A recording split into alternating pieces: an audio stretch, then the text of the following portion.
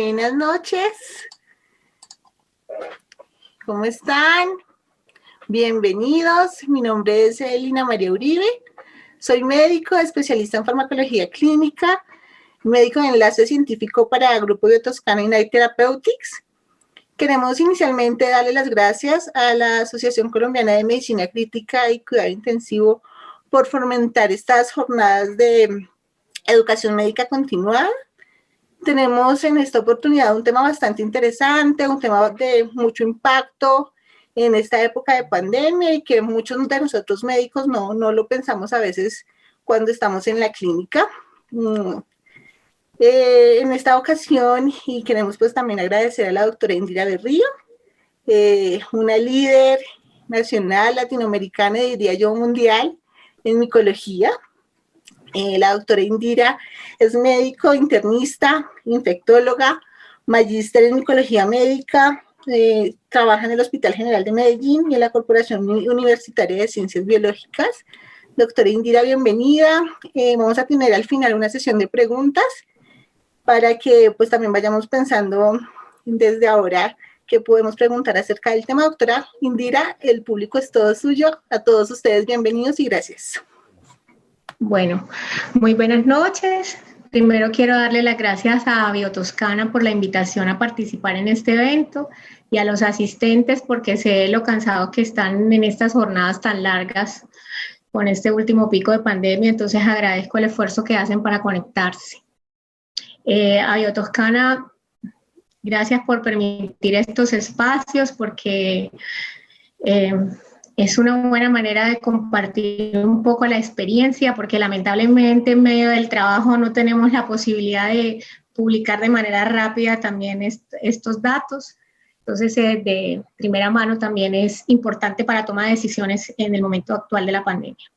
Bueno, primero lo de conflicto de intereses. Soy speaker de varias casas farmacéuticas. Empecemos con esta imagen.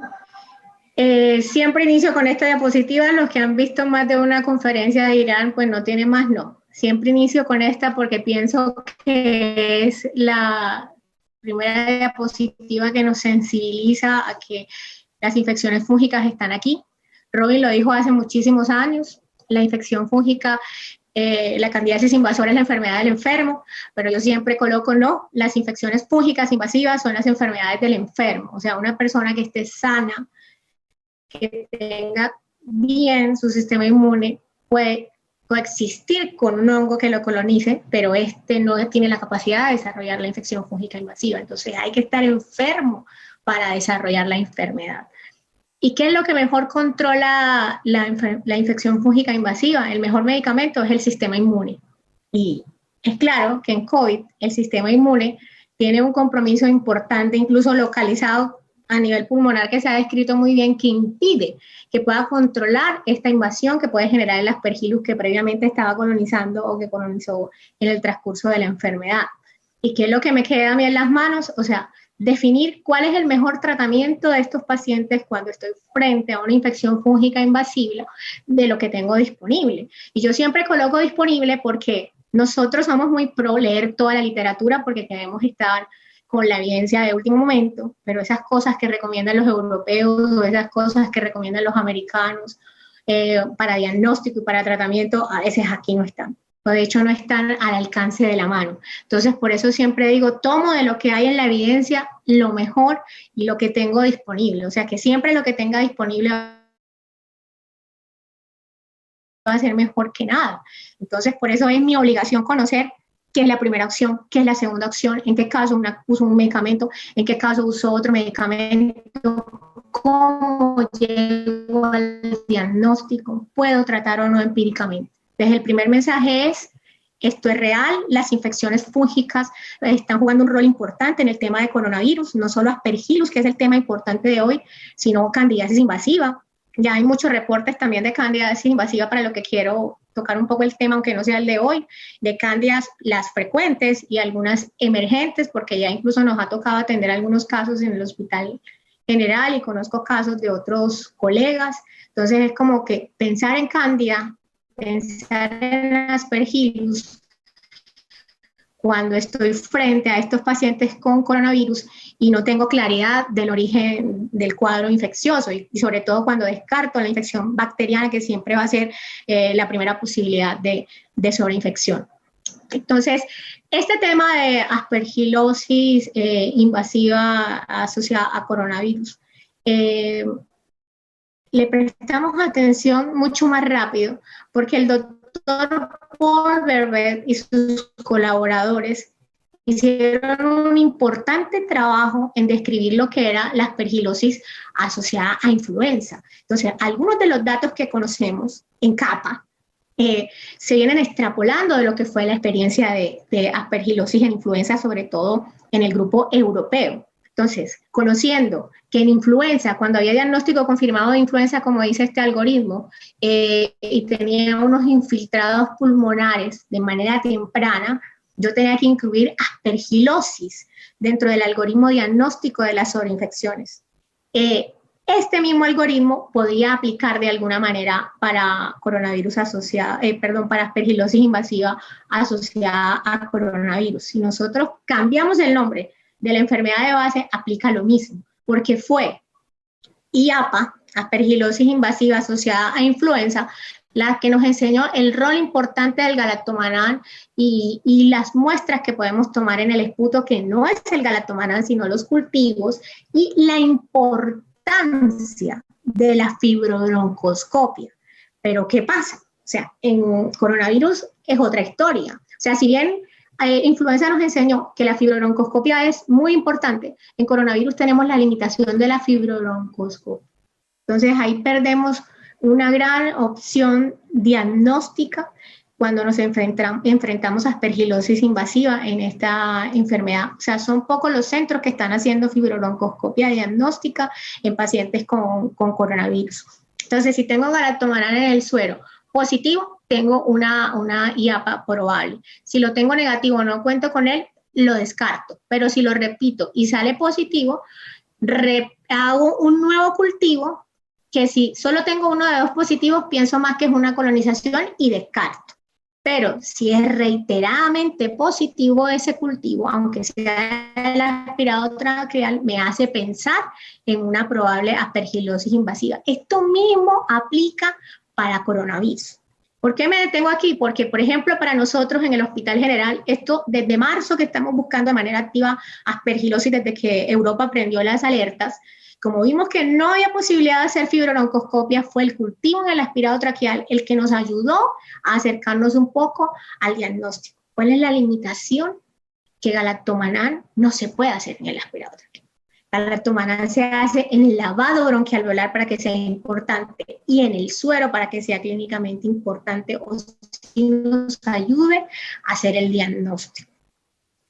Fue aspergilosis asociada a influenza el que nos enseñó el rol importante de la fibrobroncoscopia y del galactomannan en suero o en lavado bronquialveolar para poder confirmar o descartar la enfermedad. Entonces, bajo esa premisa, ellos dividen en este mismo estudio, en esta tabla, dos cuadros importantes. Un cuadro donde comparan, aspergilosis invasiva asociada a influenza y aspergilosis invasiva asociada a coronavirus. ¿Qué diferencias importantes hay? El tiempo de aparición, o sea, es muy rápido la aspergilosis en influenza, pero en en coronavirus se describe luego de 6 días. Y en realidad yo nunca he encontrado una tan temprano. Siempre por lo menos tienen 10 días de evolución del diagnóstico confirmado o de inicio de síntomas. Ellos hablan de la importancia pues, del galactomannan en el lavado. Hasta un 88% tuvieron ellos positividad, pero en coronavirus es desconocido qué tan bueno puede ser por la limitación que tenemos con la fibrobroncoscopia y porque no sabemos cómo interpretar, por ejemplo, galactomannan de minival, que tampoco es una muestra representativa y validada. O sea, para galactomannan, recordar que las únicas muestras validadas son suero, lavado bronquialveolar. O sea, que yo lo puedo hacer en aspirado traqueal, sí lo puedo hacer, pero ¿qué hago con ese resultado? Eso es lo que no se sabe. O sea, yo sé que hay grupos que están realizando galactomannan en el aspirado traqueal, pero esto no es una muestra que está validada. Y de hecho, tengan en cuenta que en el lavado bronquialveolar, Ustedes al ver el reporte tienen que ver el número. ¿Y por qué tienen que ver el número? Porque ustedes pueden ver un resultado que diga galactomannan positivo y es de 0.5 o un poco más, pero no supera el 1, porque así lo dice el inserto. Y es obligación del laboratorio reportar por encima de 0.5 como positivo, pero es obligación del clínico saber que si no es de 1 o más, no se considera positivo el lavado bronquialveolar, como es en los otros escenarios clínicos donde presentamos aspergilosis invasiva. Entonces, no solo ve el positivo cuando tiene lavado, sino cuánto es ese positivo. Calidad. Miren que es muy alta en aspergilosis asociada a influenza, 45%, comparada a la mortalidad con los pacientes que tuvieron influenza sin aspergilos, que se morían solo en un 20%. Y en el caso de coronavirus es 33% los que tienen aspergilosis invasivo, comparado con 17% según este primer reporte importante. De igual manera, sea en influenza o sea en coronavirus, la mortalidad se incrementa si yo tengo aspergilosis invasiva. Entonces, ¿por qué coronavirus o SARS-CoV-2 puede facilitar la infección por aspergillus? Porque estos pacientes que desarrollan la COVID son enfermos que duran mucho tiempo en UCI, sometidos a múltiples procedimientos invasores, a uso de esteroides, como sabemos, comorbilidades como diabetes y EPOC tienen muchos de los pacientes. Cuando vimos la mortalidad era mayor en pacientes mayores de 60 años hace un tiempo, aunque ahora en este último pico nos ha cambiado el grupo etario. Entonces, pacientes mayores, con diabetes, con EPOC, con estancias prolongadas. Miren que son factores de riesgo comunes ¿para qué? Para cándida. Entonces hay que estar atentos a aspergillus, atentos a cándida. Y de hecho, atentos a otras patologías cuando tengo otra inmunosupresión asociada, porque hemos tenido casos de mucormicosis, hemos tenido casos de neumocistosis importantes en pacientes también por coronavirus. Entonces, pensar en los hongos, aunque sea cándida y aspergillus, lo más frecuente. ¿Por qué además COVID-19 puede facilitar la infección? Porque usamos dexametasona. Y en algunos casos, en tormenta de citoquinas, algunos grupos están usando antagonistas de interleuquina 6. Todo esto aumenta el riesgo de tener aspergilosis invasiva. Y hay una desregulación inmune agravada en el periodo postinflamatorio. En COVID grave hay un daño pulmonar relacionado directamente a COVID que facilita la linfopenia y la ocurrencia de la aspergilosis, como podemos ver en este gráfico, que claramente lo describen en esta revisión sistemática de la literatura, donde mostraban cómo en la tormenta de citoquinas, o sea, las interleuquinas, el TNF, el interferón, eran capaces de generar directamente daño en el tejido e injuria vascular a nivel pulmonar. Entonces, ¿qué pasa? Esos conidios que yo tengo de aspergillus que convivían conmigo porque están en el ambiente, muchachos, ya pueden germinar e invadir el tejido. Y allá yo paso de tener infección a tener enfermedad y empiezo a tener las manifestaciones clínicas relacionadas a una aspergilosis invasiva. Entonces, el daño generado por la tormenta de citoquinas a nivel local favorece que ese aspergillus que está ahí invada y yo desarrolle la aspergilosis invasiva. Y es por eso que uno va viendo que tiene lógica que esos pacientes con EPOC, que suelen estar muy colonizados, desarrollan aspergilosis invasiva durante el coronavirus. ¿Esto es real? Pues sí, es real. Post-mortem lo demostraron los brasileños. O sea, al principio se pensaba, no, ese es el aspergillus que está colonizando, y es muy real. Estas biopsias tomadas, estos reportes post-mortem de estas muestras de patología de pacientes de Brasil muestran todos los hallazgos que previamente se habían descrito para pacientes neutropénicos, por ejemplo, o sea, necrosis, miren la esporulación directa del hongo en el tejido, la invasión, el bloqueo microvascular, o sea, todo lo descrito lo hace tal cual que si fuera un paciente neutropénico. O sea, esto es real, la aspergilosis invasiva es real, no cabe duda de que hay casos probados, porque es solo la patología la que confirma la aspergilosis invasiva probada de aspergilosis. Entonces, hay que pensar en aspergilosis invasiva asociada a COVID.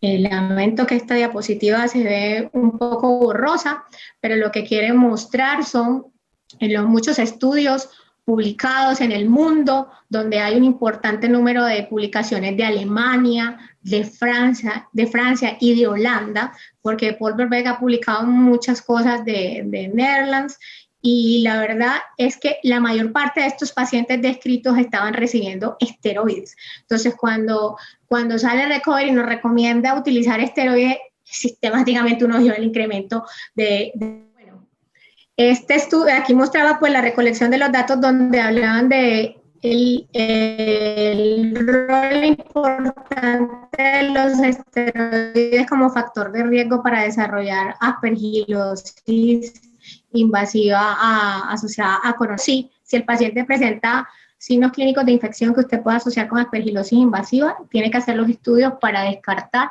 aspergilosis invasiva relacionada a coronavirus. Y el 80% de los pacientes tenían PCR o cultivo positivo y tasas de mortalidad elevadas. Ellos tienen múltiples PCRs, técnicas in-house, algunas comerciales de Aspergillus, que de hecho ya están consideradas dentro de las herramientas diagnósticas, pero eso no es una realidad para nosotros en Colombia, la PCR para Aspergillus, para hacer diagnóstico pues, de manera rápida. Bueno, en Clinical Infectious Diseases fue publicado el año pasado en agosto, este algoritmo que nos ayudaba a hacer diagnóstico de aspergilosis invasiva relacionada a COVID, pero no me voy a detener en él porque esta misma información se tuvo en cuenta en este documento, que es el que quiero presentarles e invitarlos a revisar de manera detallada cuando estén descansaditos, que es el consenso que realizó el Consorcio Europeo de Micología Médica y la Sociedad Internacional de Micología Médica y Animal, donde se juntaron todos los expertos en micología de gran trayectoria mundial, que han trabajado publicando todas las guías de Aspergillus que conocemos, para plantear su experiencia y revisar toda la evidencia disponible a la fecha de ese consenso para poder dar unas recomendaciones que se acercaran más a la realidad para el diagnóstico y tratamiento de aspergilosis asociada a coronavirus, dada la importancia de hacer diagnóstico rápido y tratamiento adecuado por la alta mortalidad descrita, ¿cierto? Entonces, dado eso, aunque había evidencia, y mucha evidencia es extrapolada de aspergilosis asociada a influenza, muchas de las recomendaciones son recomendaciones también de expertos. Entonces, usted debe ver qué tipo de recomendación es la que dice este consenso cuando usted la vaya a implementar. Pero se hizo un trabajo muy claro, muy bonito.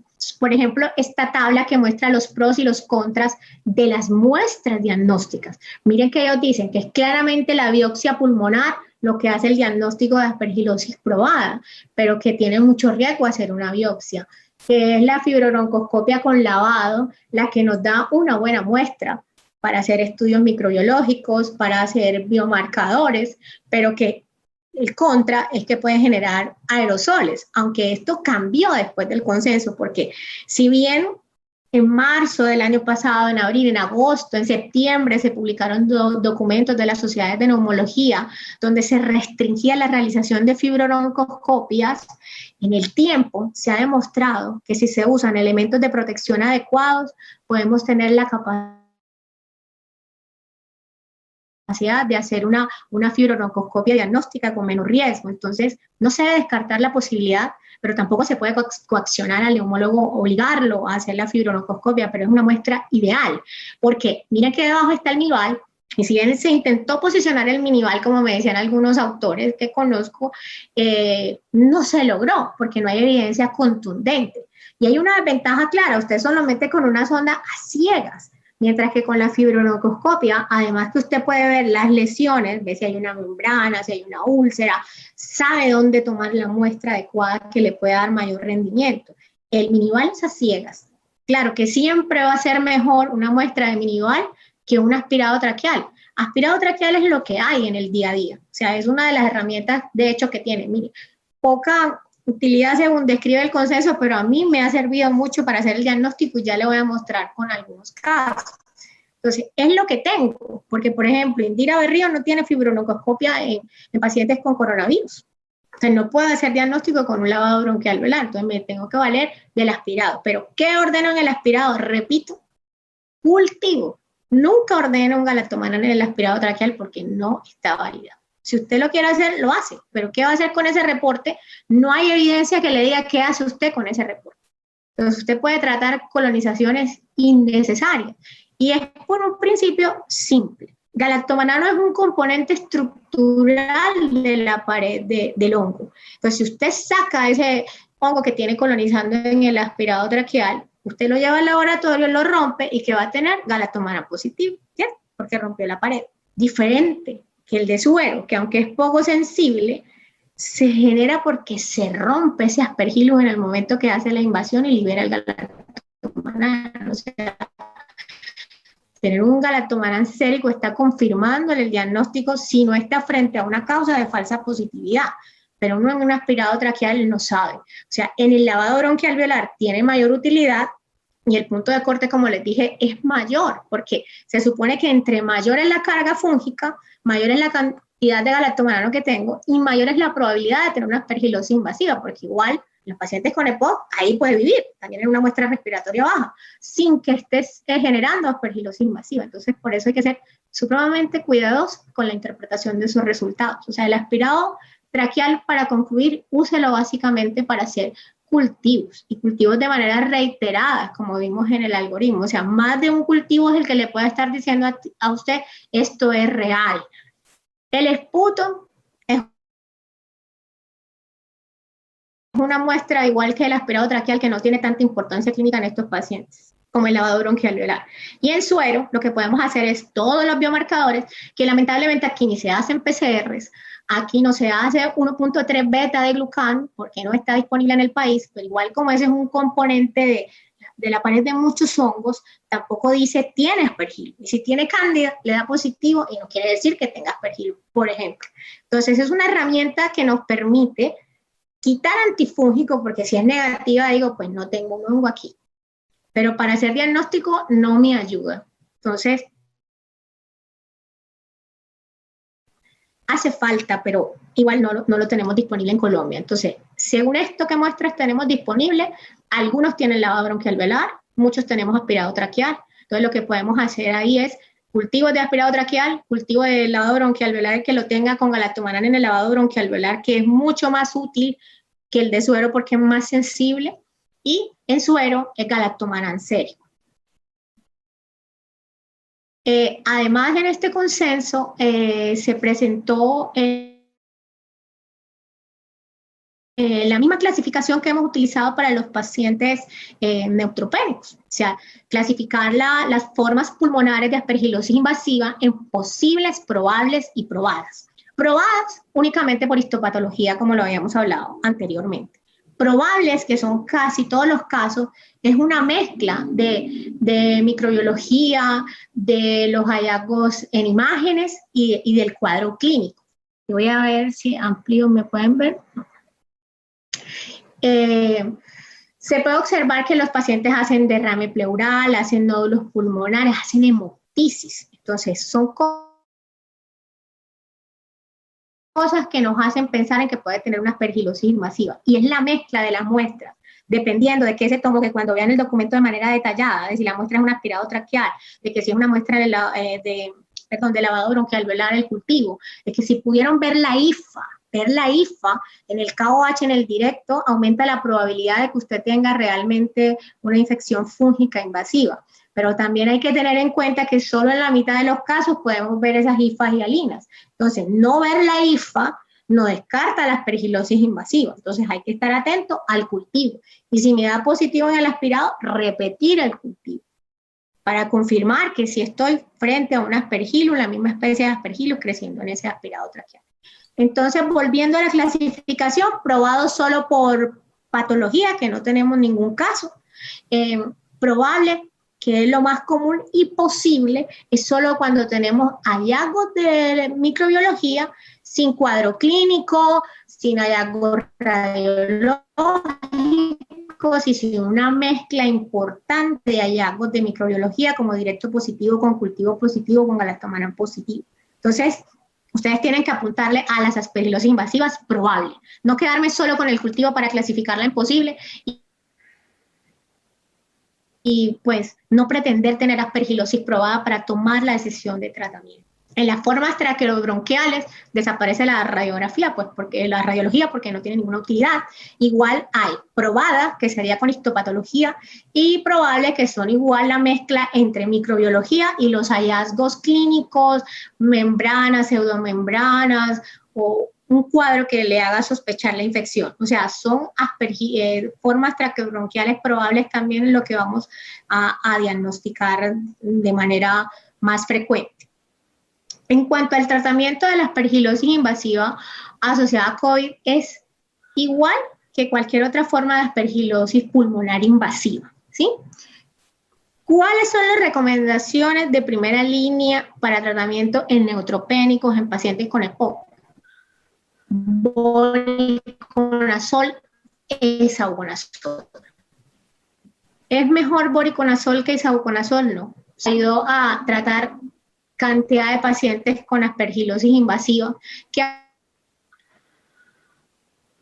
aprendimos a manejar sin niveles, ¿cierto? Pero que conocemos tiene algunos eventos adversos. Isavuconazol aparece hace poco, mostrando un poco más de seguridad que ya vamos a ver, y nos da una alternativa en el tratamiento cuando no puedo usar voriconazol con unas pequeñas ventajas. Pero el estudio que lo aprueba fue claro en no inferioridad. Y en las guías europeas, que son más recientes, queda voriconazol con isavuconazol como tratamiento de primera línea en cuanto a eficacia se refiere, ¿sí? Y queda anfotericina liposomal como alternativa. ¿Por qué hago énfasis en esto? Porque nos toca llenar MIPRES en cualquiera de los dos escenarios, ¿cierto? Por voriconazol o por isavuconazol.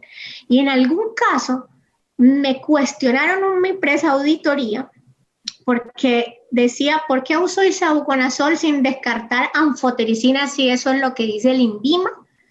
Y la respuesta fue, porque siempre será isavuconazol, al igual que voriconazol, el tratamiento de primera línea en cuanto a eficacia y en cuanto a sobrevida, comparado con anfotericina liposomal. Entonces, no es ceñirme a lo que dice el INVIMA para justificar el MIPRES, sino dejar claro que siempre será isavuconazol primera línea y anfotericina liposomal de segunda línea para el tratamiento de la aspergilosis invasiva, ¿sí? Entonces, ¿cuáles son los tratamientos alternativos? En resistencia, sobre todo, que no es nuestro problema grande, pues no conocemos, porque en Europa hay un problema grande de aspergilosis resistente. En Colombia solo está el estudio del doctor Álvarez, que es un elemento ambiental. En Argentina sí se han descrito algunos aislamientos clínicos, en México se escribió en el Instituto Nacional de Nutrición algunos aislamientos clínicos con resistencia a soles. Entonces ahí empieza a jugar un rol la terapia combinada de voriconazol con equinocandina o isavuconazol con equinocandina, que ya sabemos por la experiencia de los pacientes neutropénicos que puede ser de utilidad. Y la anfotericina liposomal va a ser el tratamiento de segunda línea. O sea, siempre vamos a preferir tener un triazol en el tratamiento de la aspergilosis invasiva cuando vamos a definir con qué tratar, ¿sí? No hay indicación como de tratamiento empírico. O sea, si usted hace tratamiento empírico es porque usted lo decide, pero no hay una evidencia clara que diga yo voy a tratar empíricamente aspergilosis invasiva como tratamos empíricamente infecciones bacterianas, ¿sí?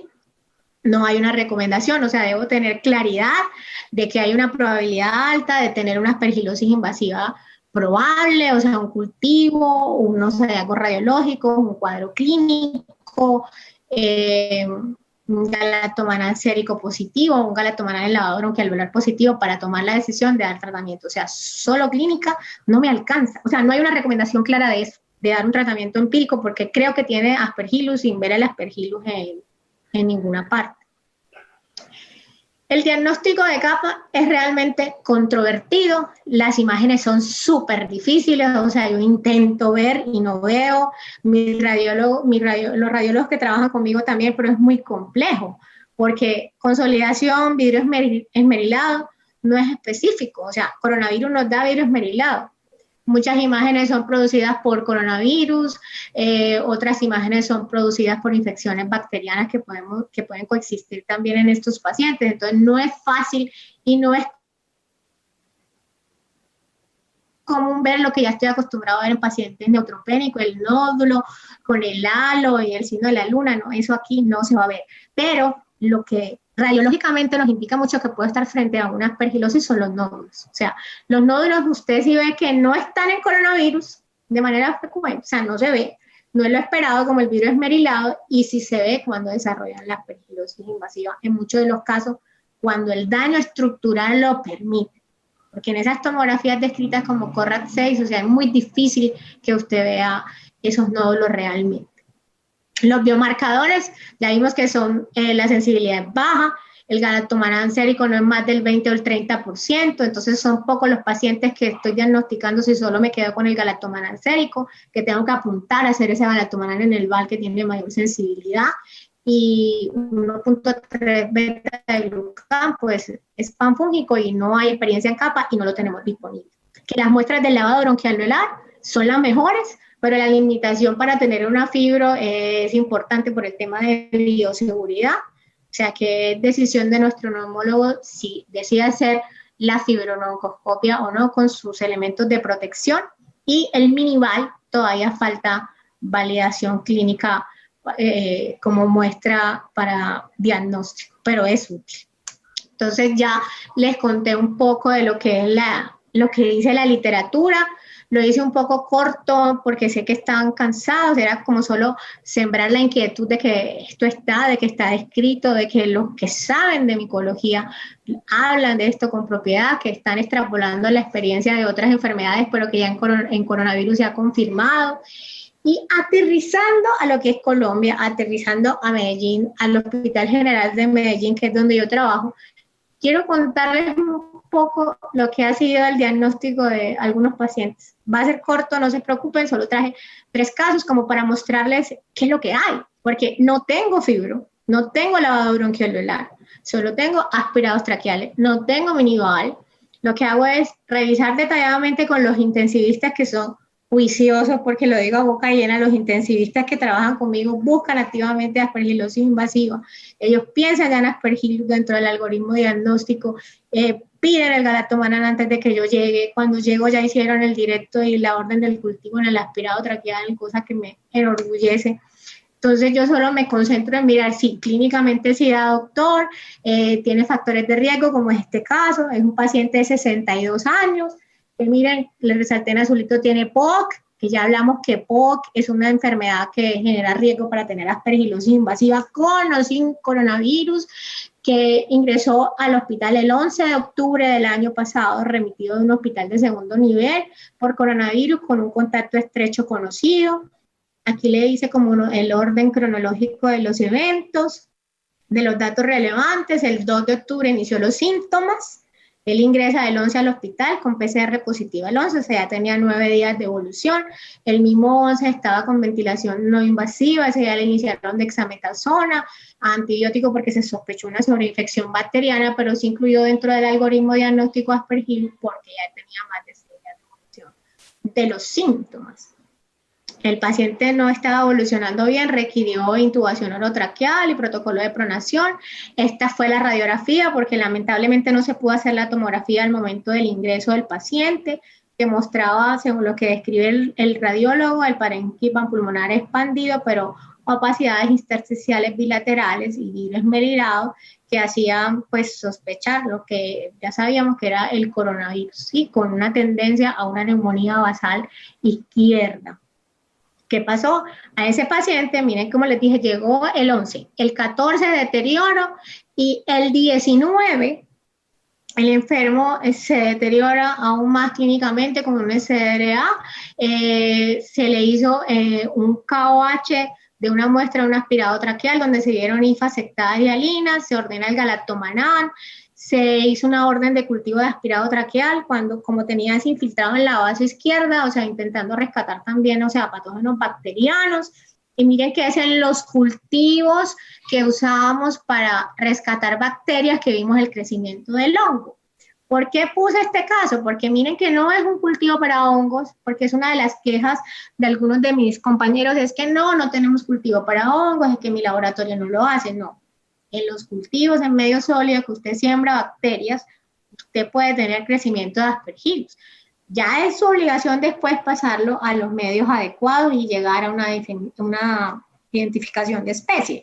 Pero es importante para nosotros como médicos saber que ese Aspergillus creció. Y mire, agar sangre que usamos para ver bacterias, no había bacterias, era moho. Y moho donde en el punto de siembra que es el centro, como se siembra en el hospital. Vemos que en la periferia hay unas pequeñas colonias de este hongo filamentoso, pero pienso que no es una contaminación que suele pasar cuando solo vemos en la periferia porque está en todo el punto donde sembré yo ese aspirado traqueado.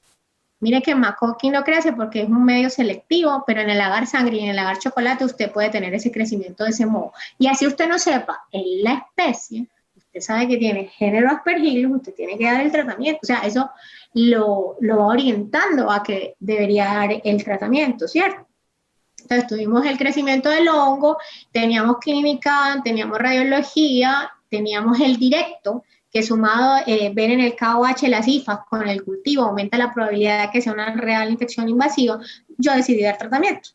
O sea, aquí me van a decir, doctora, no era lavado, pues no tengo lavado, pero tengo un aspirado con un cuadro clínico claro en un periodo en que puedo esperar Aspergillus invasivo. Yo le voy a dar el tratamiento a este paciente porque clínicamente está mal, el antibiótico empírico no le funcionó, aquí no están creciendo bacterias. Esto es el Aspergillus y esto es el Aspergillus y eso decidimos el intensivista y yo tratar a este paciente. ¿Con qué lo traté? Con isavuconazol. ¿Por qué con isavuconazol? No porque esta charla sea de Biotoscano, sino porque tenía un compromiso de la función hepática. Y sabemos nosotros, según el estudio SECURE, que es más seguro isavuconazol que voriconazol en cuanto a la capacidad de generar hepatotoxicidad. Entonces, no me arriesgué a dar voriconazol. Revisé muy bien con mi toxicóloga que es enfática en decirme, no hay tanta evidencia fuera de SECURE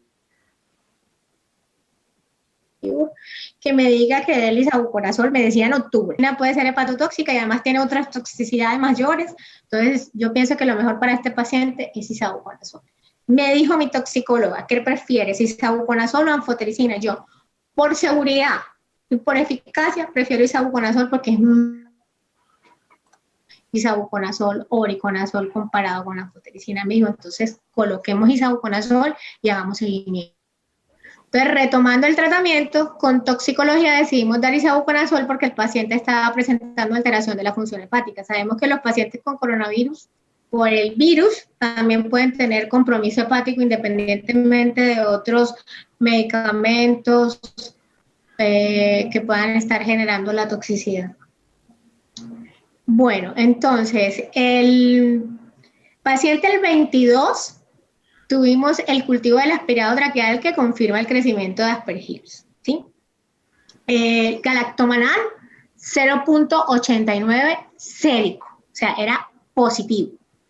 Miren que no es muy sensible el galactomannan, y ahora en este caso el galactomannan fue positivo en 0.89, que para sérico el punto de corte sería 0.5, lo que me confirmó la aspergilosis invasiva. Entonces fue una buena decisión iniciar el tratamiento 2 días antes. Ganamos 2 días de tratamiento en este paciente que estaba críticamente enfermo. El paciente mejora 4 días, pero el 26 presenta un deterioro clínico importante, nuevamente en choque, reactantes en ascenso. Lo que hicimos fue cultivar, revisamos Candida Score, que nos dio elevado, y decidimos adicionar equinocandina. ¿Por qué decidimos adicionar equinocandina? Porque no aislamos la cándida en sangre, que igual como se aísla en el 50%, tener un hemocultivo negativo no me la descartaba. Tenía un Candida Score elevado, tenía nutrición parenteral, estaba en choque, tenía otros factores de riesgo, la estancia en UCI, los catéteres, todo un montón de factores de riesgo que sabemos que generan la unidad de cuidado intensivo para los pacientes en Candida. ¿Por qué decidí adicionar la equinocandina? Porque si bien isavuconazol es muy bueno en Aspergillus, se demostró que no era bueno para manejar candidiasis invasiva. Entonces, si yo estaba apostando a que el paciente tenía una coinfección por cándida, que sé que se puede dar, que sé que hay un ensayo clínico ahora en curso en Brasil porque han visto varios casos de esta coinfección, yo no iba a dejar a mi paciente sin tratamiento para cándida. Decidí darlo. Y no me pareció una idea descabellada tampoco, porque como vimos en el cuadro de tratamiento, terapia combinada de voriconazol o isavuconazol con una equinocandina se usa en algunos casos, sobre todo en resistencia. Entonces lo que hice fue darle terapia combinada. No pensando en terapia combinada para aspergillus, sino pensando en cubrir de manera adecuada cándida, que también tiene alta mortalidad, que es del 50%. Entonces le dejamos anidulafungina porque tenía el compromiso de la función hepática por 14 días y esta decisión también la tomé revisando todos los otros medicamentos que además tenía el paciente que estaba en UCI por coronavirus con la toxicóloga. Revisamos todas las interacciones y esta era lo que menos le hacía daño, dejarle isavuconazol y anidulafungina.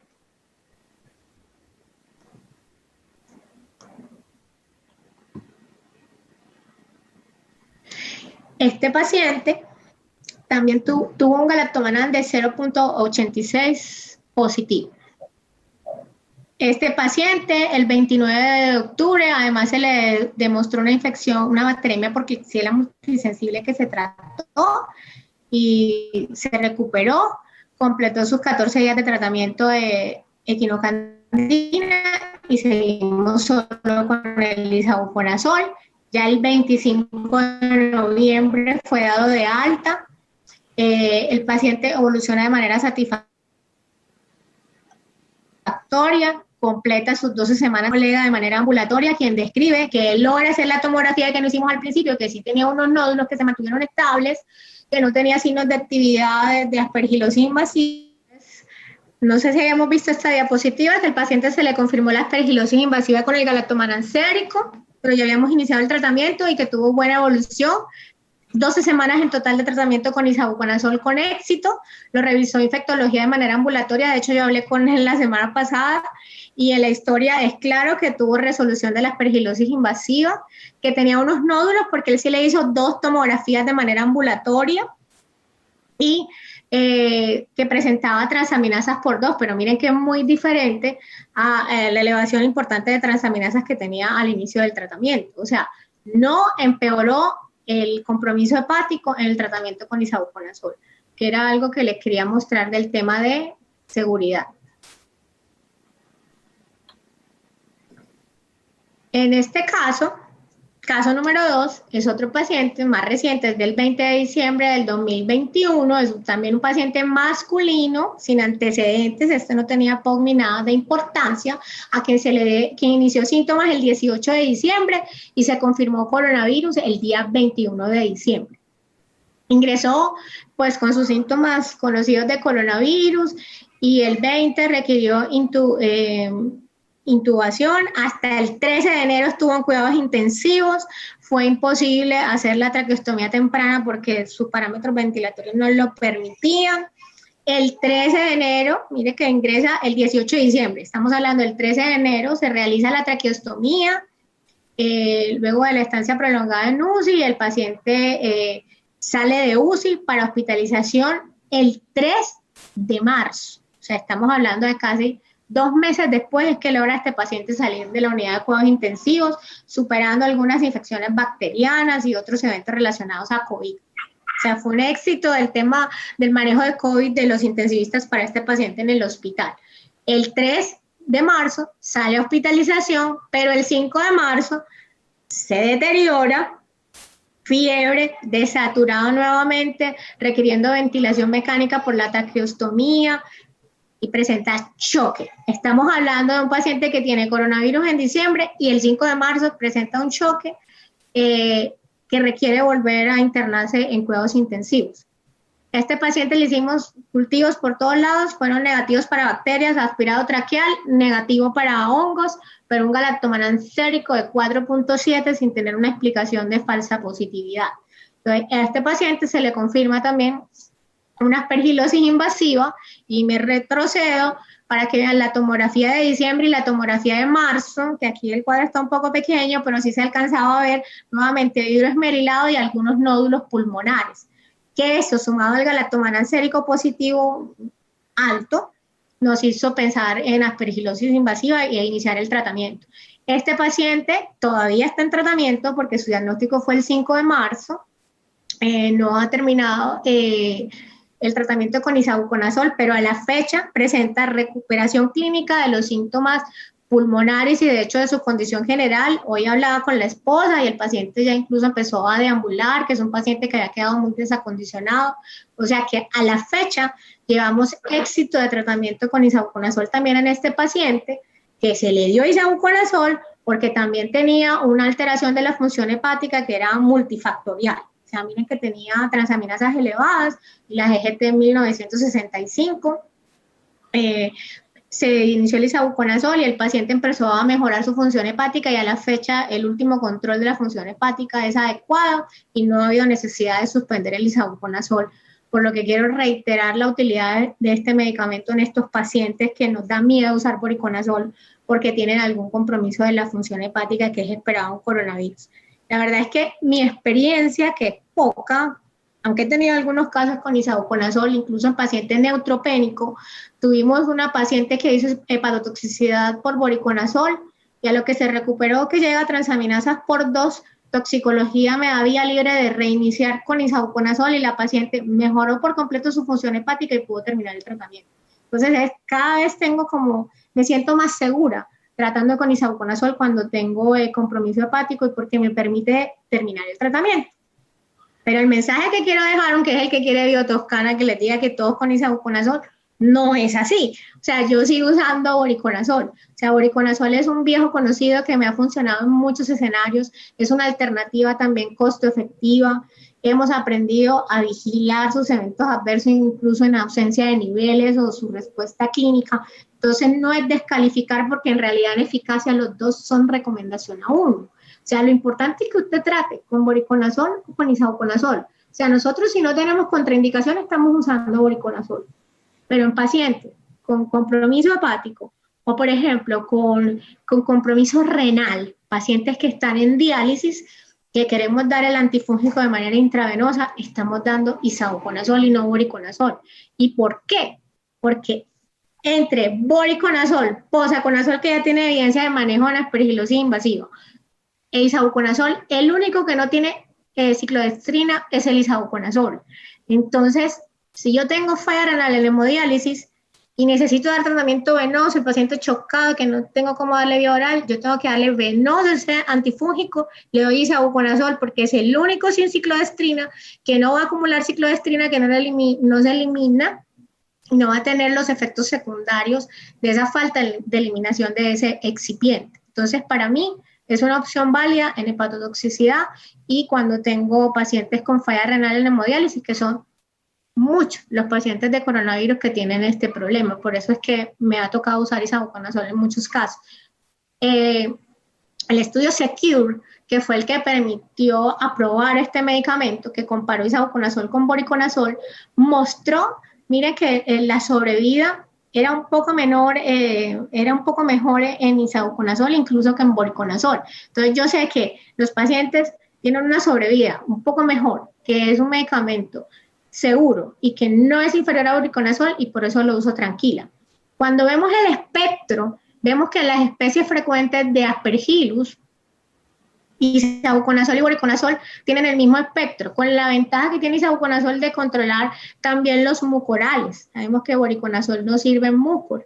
Anfotericina no sirve en algunas especies de Aspergillus como es Aspergillus tertius. Entonces, si yo pienso en cubrir todas las especies probables, las cubro igual con isavuconazol o voriconazol. Entonces, son las dos opciones en las que ustedes tienen que pensar primero a la hora de tratar aspergilosis invasiva relacionada a COVID.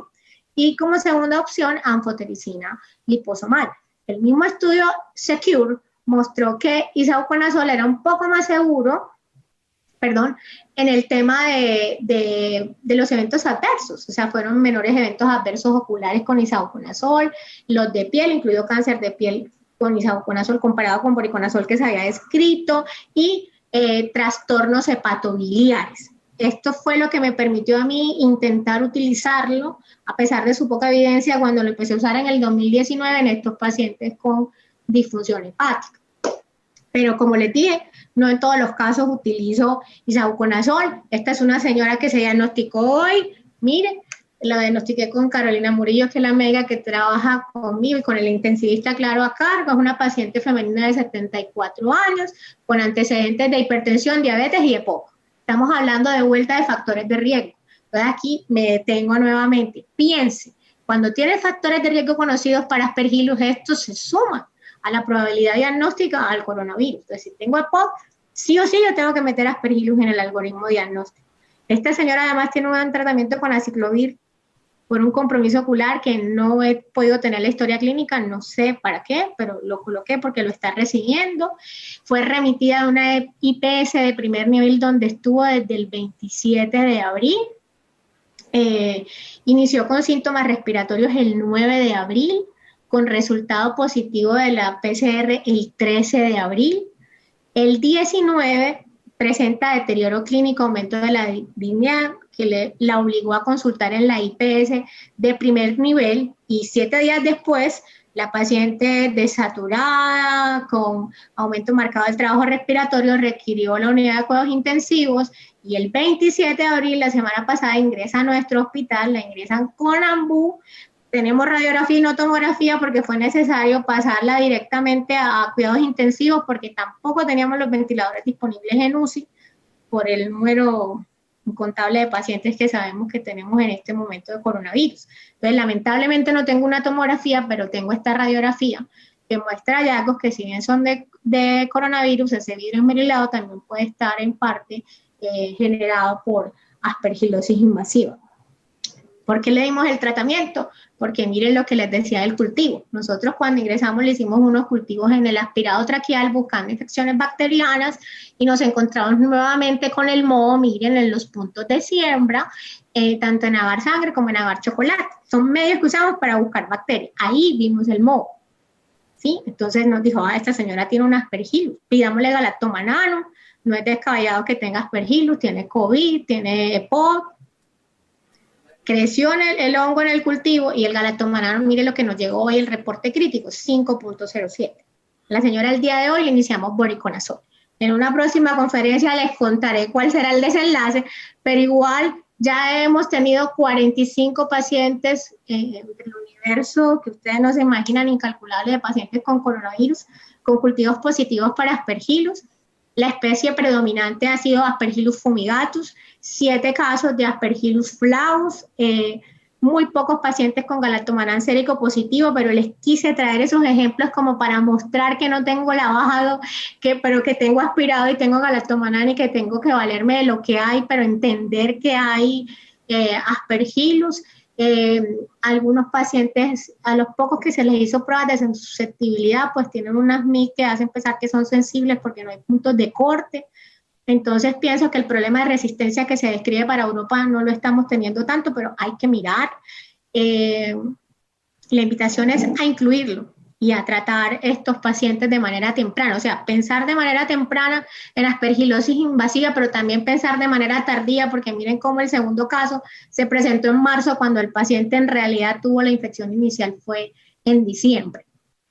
Entonces, para concluir, o sea, aspergilosis invasiva es una patología que no se limita a pacientes hematológicos, entender que en pacientes con EPOC y en la actualidad en pacientes con influenza y coronavirus tenemos que incluir aspergilosis invasivas en el algoritmo de diagnóstico, y hago énfasis en EPOC porque he tenido bastantes casos de pacientes con EPOC pre-pandemia con aspergilosis invasiva, entonces hay que tenerlos en cuenta. Además, como sé que hay un grupo de intensivistas en esta charla, pensar en la aspergilosis putativa, que es exclusiva de los pacientes en cuidado crítico, entonces tampoco olvidarme de aspergilosis en la UCI no COVID, que capa se presenta principalmente después de 6 días, que es lo más temprano que se ha descrito del inicio de síntomas o diagnóstico de coronavirus, que el galactomannan en realidad es el que juega un rol muy, muy importante, que el sérico tiene sensibilidad baja, pero no por eso dejo de hacerlo,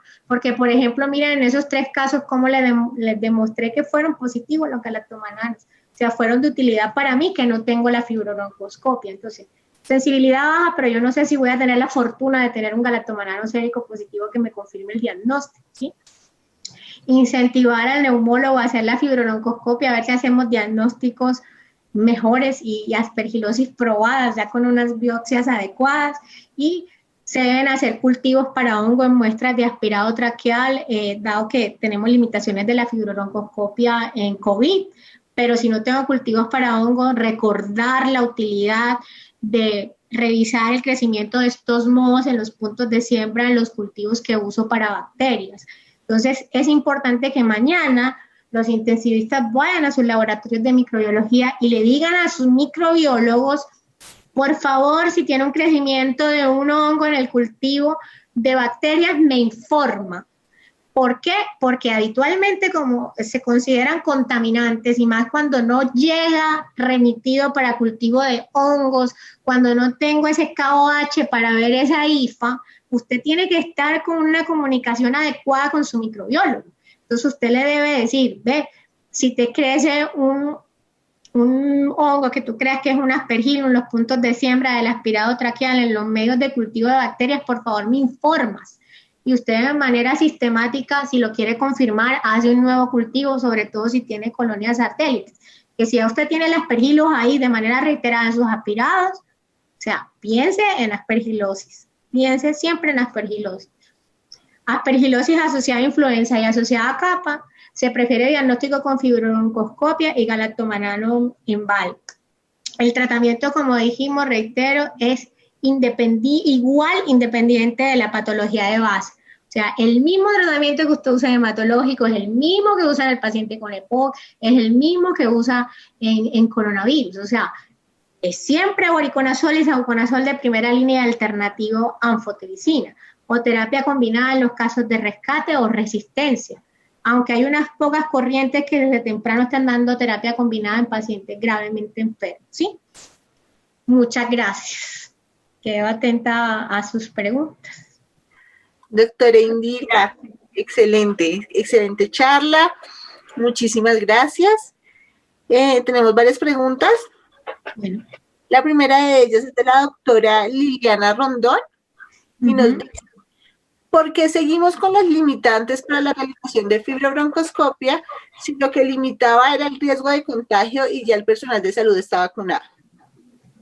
Bueno, esa respuesta no la tengo yo. Era lo que les decía en el transcurso de la charla. O sea, a estas alturas del partido, o sea, mayo del 2021 es diferente a mayo del 2020, donde se hablaba de todo el tema de riesgo de contagio, pero ya se sabe que utilizando elementos de protección adecuados, si su neumólogo quiere, puede hacer la fibrobroncoscopia sin esperar la PCR negativa, que era lo que decía las guías de neumología. O sea, en un paciente con coronavirus se puede hacer la fibrobroncoscopia, pero eso es decisión del equipo de neumología. O sea, no puedo yo como infectóloga obligar al neumólogo a hacer una fibrobroncoscopia, ¿sí? Igual como no puedo obligar a un cirujano a hacer una cirugía que él considere desde su experticia que no. Es eso, o sea, pero ya claramente hay evidencia, como dice la doctora, que se puede realizar utilizando los elementos de protección personal. Y siempre va a ser mejor el BAL. Si usted tiene la fortuna de tener un neumólogo que le haga la fibrobroncoscopia, pues definan, por ejemplo, los pacientes en los que lo van a hacer. Perfecto, doctora, muchas gracias.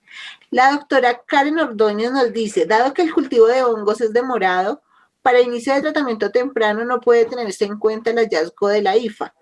En el directo, más los hallazgos en tomografía de tórax, más deterioro en la oxigenación sin otra causa infecciosa identificada. Querida Karen, saludos. Es un gusto saber que estás conectada. Sí, Karen, nosotros de hecho con IFA y clínica, en algunos casos iniciamos tratamiento y después definimos según la respuesta clínica y la llegada del galactomaná que se hace 2 veces a la semana, los hallazgos en la tomografía si no los teníamos de manera oportuna, la continuidad del tratamiento. Porque en 2 casos, por ejemplo, que iniciamos el tratamiento de los pacientes, luego nos dimos cuenta que ese rol de ese aspergillus que habíamos encontrado en el aspirado traqueal no era en realidad lo que estaba generando el cuadro clínico. Entonces, 2 pacientes quedaron sin tratamiento cuando pasaron a hospitalización. Pero la IFA es importante, no es que no es importante, ahí debo dar tratamiento si tengo algo más, porque se encuentra en el 50% de los casos, más o menos. O sea, tener la IFA sumado al cultivo, me da mayor probabilidad de tener como aspergilosis invasiva. Lo otro es que si en el cultivo de hongos se demora más, miren que lo que estamos viendo es agar sangre, agar chocolate cuando hacemos el aspirado traqueal para buscar las bacterias. O sea, eso a los 2 días yo sé que tengo el aspergilo ahí. O sea, en esos medios que son altamente enriquecidos, yo tengo crecimiento de aspergillus en 48 horas. O sea, a veces los chicos en 36 horas me dicen, doctora, va creciendo un moho en el punto de siembra. O sea, ellos dan la alerta de una vez los del laboratorio. Por eso es importante hablar con el personal del laboratorio. Y ahí se ordena ya el cultivo de hongos, si usted quiere llegar a la especie y todo, pero va teniendo una manera rápida de iniciar el tratamiento.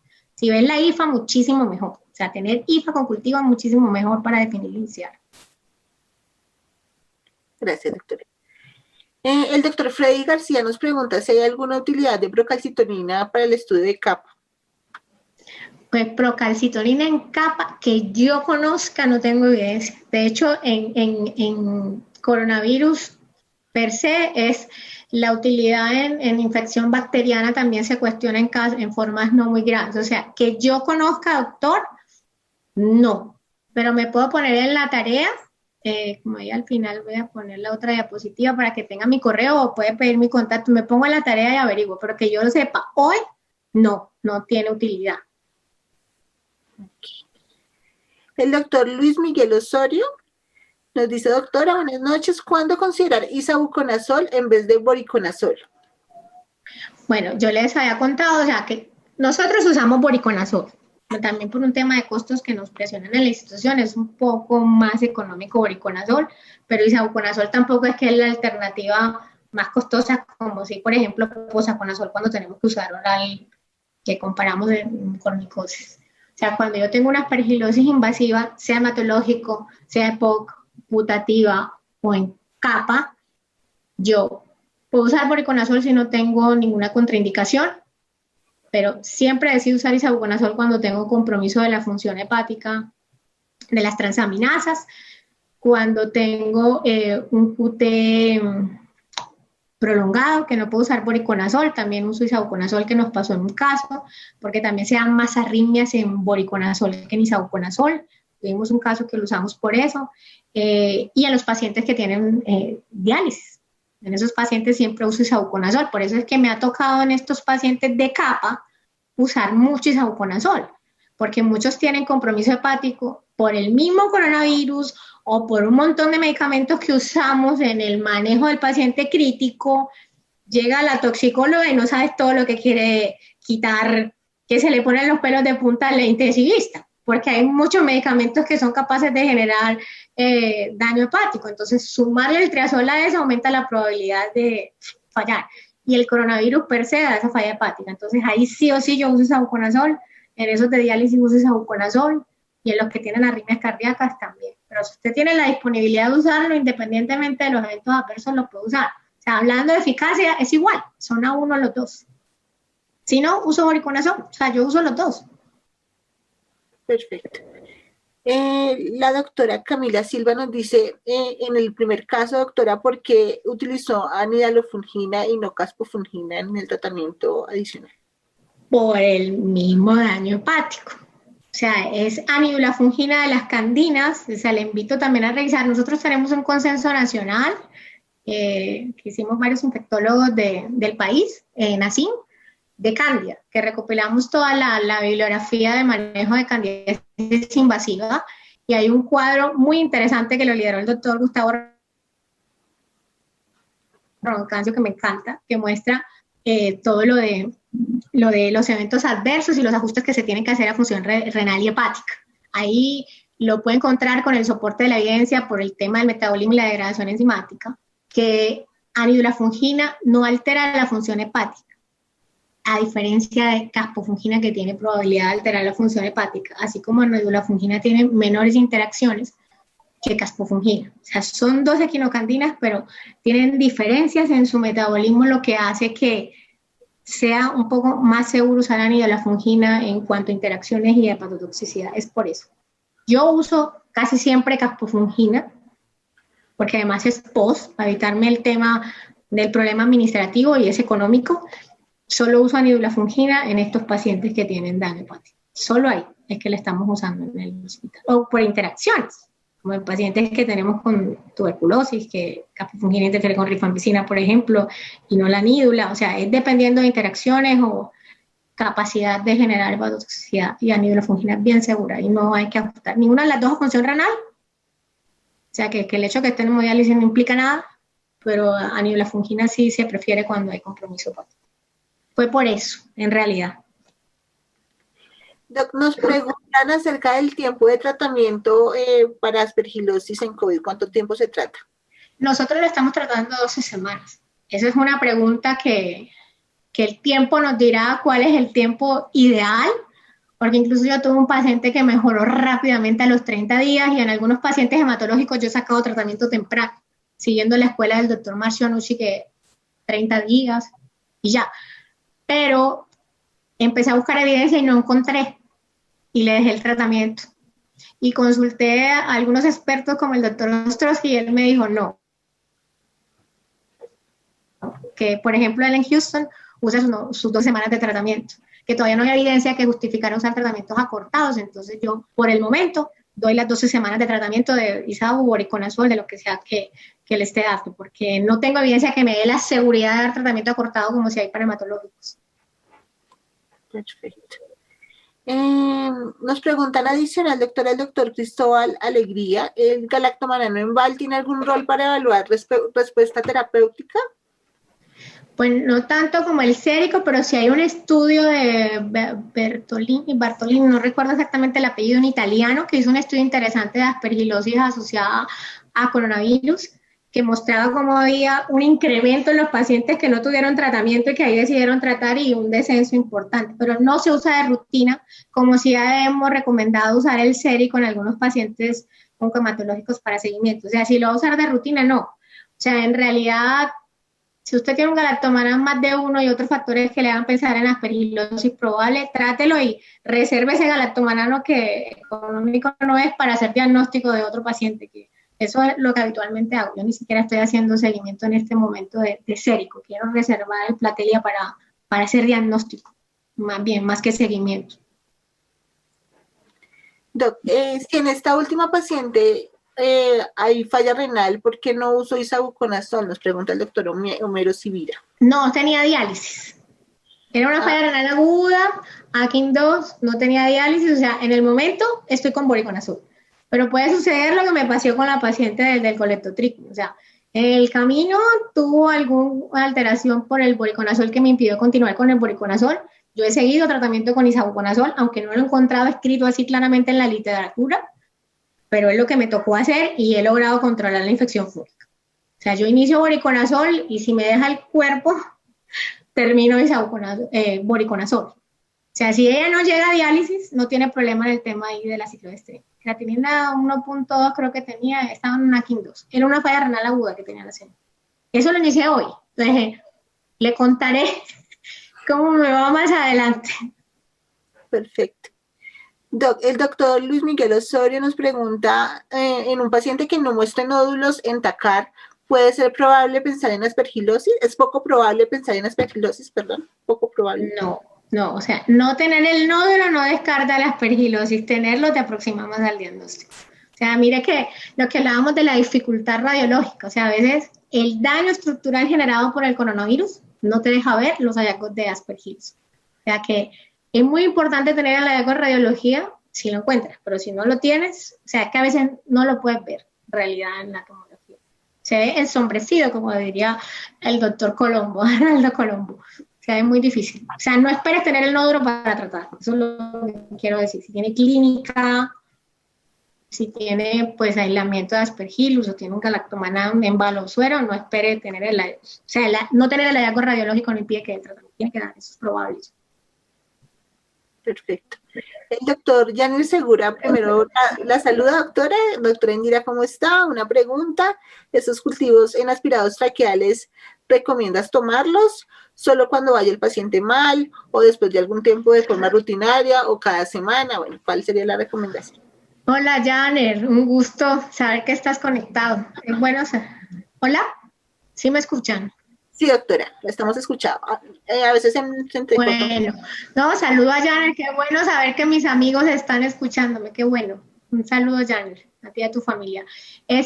Pues, lo que dice el consenso es, no sirve mucho el aspirado traqueal, pero lo que dice la doctora Indira es lo que hay. O sea, si yo tengo una fibro y una muestra de lavado bronquialveolar, es lo ideal. Pero si no tengo eso, tengo que recurrir al aspirado traqueal. O sea, eso es lo que me ha tocado a mí hacer. Y lo que hago es repetir el cultivo. Siempre repito el cultivo para confirmar la presencia del aspergillus, para ver si logro ver la IFA. Y sumo a ese cultivo otras cosas. O sea, el cultivo del aspirado traqueal solo no me deja tratar rápidamente. Por eso esa señora de hoy la traté hoy y no hace 2 días, porque no estaba muy convencida de que clínicamente lo tuviera, hasta que me llegó ese galactomanano de 5, pero clínicamente ya no me daba tanto. El cultivo solo a veces a mí no me obliga, si yo no la veo en shock o algo así, a iniciar el tratamiento de manera inmediata, pero es lo que tengo. Pero sí recomiendo repetirlo, o sea, repetirlo y tratar de hacer el KOH. Perfecto. La siguiente pregunta del doctor Eduardo Cardona va muy encaminado a eso, Doc, y es, ¿qué valores de referencia para diagnóstico en aspirado traqueal y en sangre para iniciar el tratamiento? En cuanto a galactomananos. El galactomanano es lo mismo que neutropénicos. 0.5 en suero, 1 en el lavado. Y repito, porque como estuvo interrumpida la conexión, no sé si quedó claro ese mensaje que lo quiero dejar claro. Por ejemplo, la CIP que me procesa a mí galactomanán en muchos de los casos, reporta galactomanán en lavado bronquialveolar positivo luego de 0.5, porque eso es lo que dice el inserto, ¿sí? Pero la interpretación clínica real, o sea, la importancia clínica que tiene el galactomanán es después de 1 en el lavado bronquialveolar, para yo contarlo como una prueba importante para hacer diagnóstico. Entonces, por eso les repito, no es solo ver que diga galactomanán en VAL positivo, sino ver que sea 1 o más, para que sea realmente importante para hacer diagnóstico de aspergilosis invasiva en el VAL. En el suero es 0.5. Perfecto. Bueno, doctora, ya el resto son saludos y creo que ya terminamos. Ah, no, hay una última pregunta. Bueno, 2 últimas. Si en el lavado lo reporta Cándida, ¿lo trata? No, es más, no debe reportar Cándida en una muestra respiratoria. O sea, su laboratorio lo mira y no lo reporta. Eso es el deber ser. Sí, o sea, Cándida, no, pero hago una pausa. Me voy a detener a explicar algo. Es una buena norma, una norma de buena práctica clínica de laboratorio no reportar esas cándidas ni en aspirados ni en lavados, ¿cierto? No se reporta.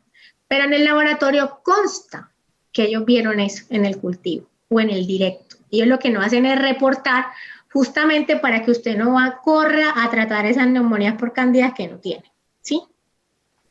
Pero es importante cuando usted tiene, por ejemplo, en un escenario, cándida en orina, le dicen, tengo una cándida álbica en orina y no me da el índice de colonización, estoy en que si tiene o no tiene candidiasis invasiva por score de riesgo. Si usted sabe que hizo un aspirado ombal, llama al laboratorio y le pregunta, ¿por casualidad en ese lavado o por casualidad en ese aspirado ustedes vieron levaduras compatibles o estructuras compatibles con cándida? Y le dicen, sí, eso aumenta la probabilidad de colonización por cándida y usted lo tiene de referencia para manejar candidiasis invasiva, pero no neumonía. ¿Sí me explico? O sea, no debe reportarle. Si es más, si le están reportando su laboratorio eso, tiene que ir a hablar con su microbiólogo para que no lo reporte, porque eso es una de las causas de inducir a usar antifúngicos de manera innecesaria. A menos que usted lo mande para buscar colonización. Es diferente. ¿Nos puedes repetir el tiempo de tratamiento para aspergilosis? Que han habido preguntas reiterativas al respecto. Son 12 semanas. Hasta el momento son 12 semanas. No hay evidencia clara de terapia cortada como en neutropénicos. O sea, son 3 meses de tratamiento que le damos a los pacientes. Independientemente de que sea voriconazol y isavuconazol, a los dos, como me ha tocado a mí empezar con uno y arrancar con otro.